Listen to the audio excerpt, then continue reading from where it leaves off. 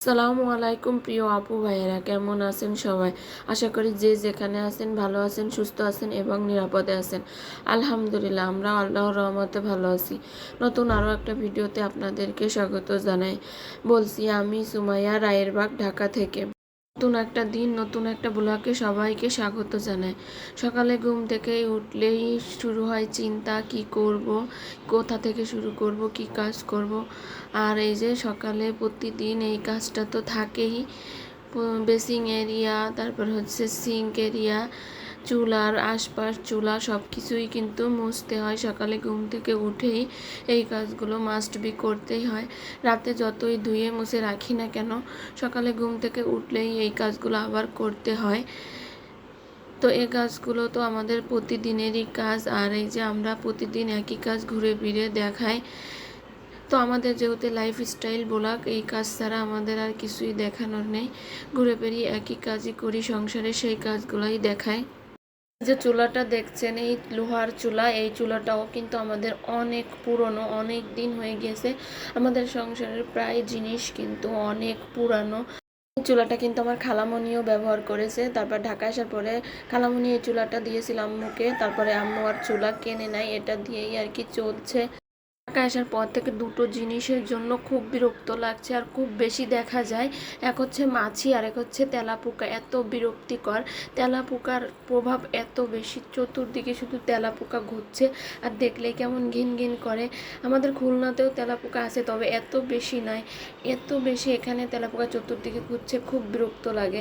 তো আমি সকালে ঘুম থেকে উঠেই কিন্তু আগে এই যে সব কিছু পরিষ্কার করে নিয়েছি। আটা বানাইলে বাবুকে আটা দিতে হয়। অনেকটা দিছি, দেখো অনেকটা দিছি। আটা দিয়ে কি করবে আব্বু?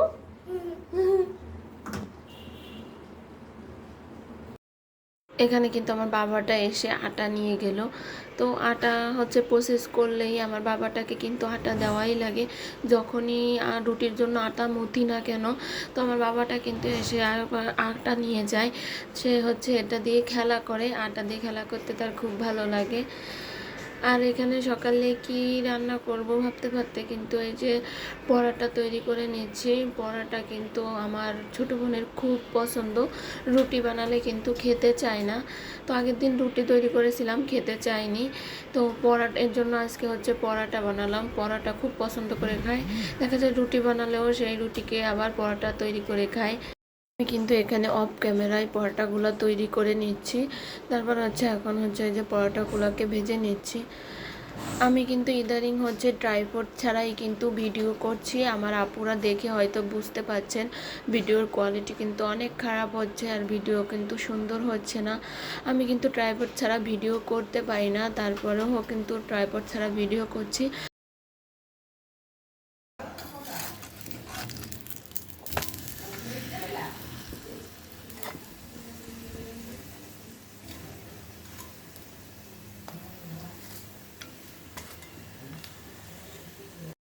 ট্রাইপড ছাড়াও যারা সুন্দর করে ভিডিও করতে পারি, সত্যি তাদের হচ্ছে অসাধারণ ক্ষমতা আছে, তাদেরকে অসংখ্য ধন্যবাদ জানাচ্ছি।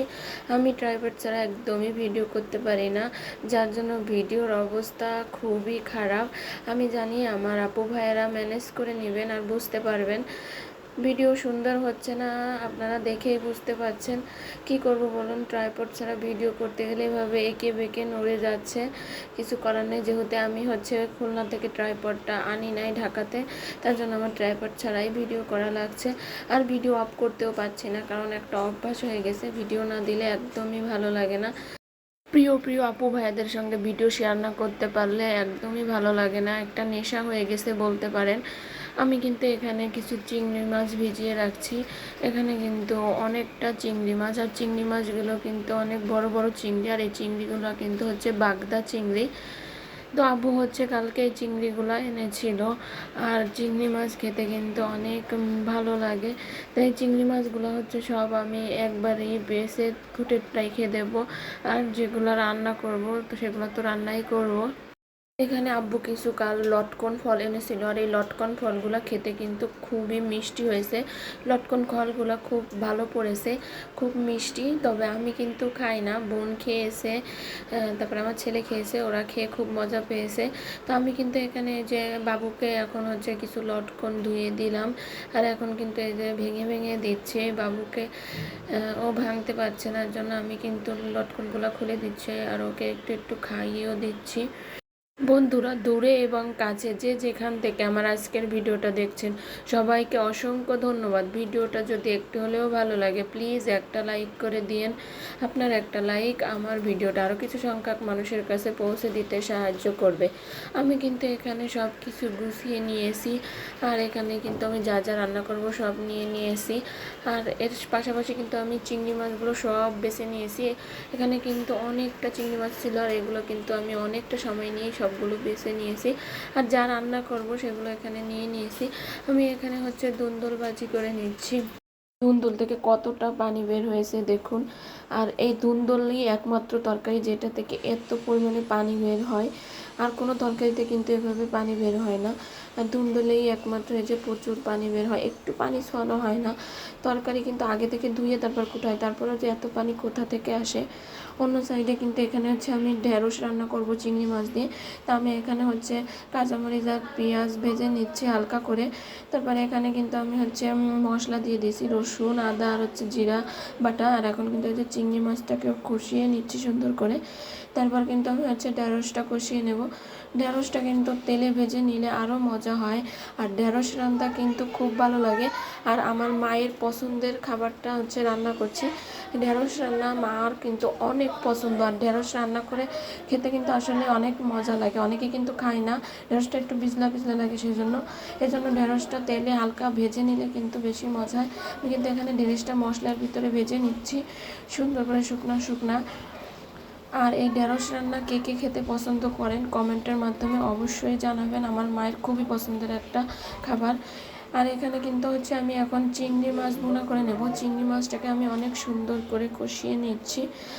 মেয়েদের কি আসলে নিজের কোনো বাড়ি আছে? বিয়ের আগে হচ্ছে বাবার বাড়ি, বাবার পরিচয় সব কিছু, আর বিয়ের পর হচ্ছে স্বামীর বাড়ি, স্বামীর পরিচয় সব কিছু, স্বামীর বাড়ি। সত্যি মেয়েদের কিন্তু নিজস্ব কোনো বাড়ি ঘর নেই, নিজস্ব কোনো পরিচয় নেই। আমার মনে হয় প্রতিটা মেয়ের কিছু না কিছু করা উচিত, নিজস্ব একটা পরিচয় তৈরি করা উচিত, নিজের একটা জায়গা তৈরি করা উচিত। প্রত্যেকটা মেয়ের কোনো না কোনো কিছু করা উচিত এবং নিজের পায়ে নিজেকে দাঁড়ানো উচিত। আমার কিন্তু রান্নাবান্না করা হয়ে গিয়েছে, এখন হচ্ছে ঘরটা ঝাড় দিয়ে একটু ঘর ঝাড়ু আর মোছার কাজ করে নেব, তারপর হচ্ছে গোসলে যাব। আর বন্ধুরা, যারা আজকে প্রথম আমার চ্যানেলটা ভিজিট করছেন, ভিডিওটার কোনো অংশ কোনো কথা যদি একটু হলেও ভালো লেগে যায়, চ্যানেলটা সাবস্ক্রাইব করে আমাদের পাশে থেকে যেতে পারেন। এখন কিন্তু সন্ধ্যাবেলা, আব্বু আম্মু কিন্তু একটু বাইরে গিয়েছিল, আম্মুর হাতে ব্যথা, তার জন্য ডাক্তার দেখাতে গিয়েছিল। তো ভাগ্য খারাপ, আজকে কিন্তু ডাক্তার আসেনি, তার জন্য ডাক্তার দেখাতে পারেনি। তো আসার পথে আব্বু হচ্ছে আমাদের জন্য বার্গার কিনে এনেছে, মিনি বার্গার। আর এখানে কিন্তু এই যে আব্বু কিছু কাপড় চোপড় নিয়ে এসেছে, আম্মুর জন্য একটা হিজাব এনেছে, খিমার হিজাব, আর আমার জন্য দুটো গেঞ্জি এনেছে, আর বাবুর জন্য দুটো প্যান্ট আর দুটো গেঞ্জি এনেছে। ভাবলাম আপনাদের সঙ্গে একটু শেয়ার করি। তো গেঞ্জিগুলো কেমন হয়েছে কমেন্টের মাধ্যমে অবশ্যই জানাবেন। আর এখানে আমি যখন আপনাদের সঙ্গে এগুলো দেখাচ্ছিলাম ভিডিওতে, বাবু কিন্তু আমার সঙ্গে প্রচুর দুষ্টুমি করতেছিল, বারবার কিন্তু এগুলো ফেলে দিচ্ছিল। তো আজকের ভিডিওটা কিন্তু আমি এখানেই শেষ করছি। সবাই ভালো থাকবেন, সুস্থ থাকবেন, আর আমাদের জন্য দোয়া করবেন। আল্লাহ হাফেজ, আসসালামু আলাইকুম।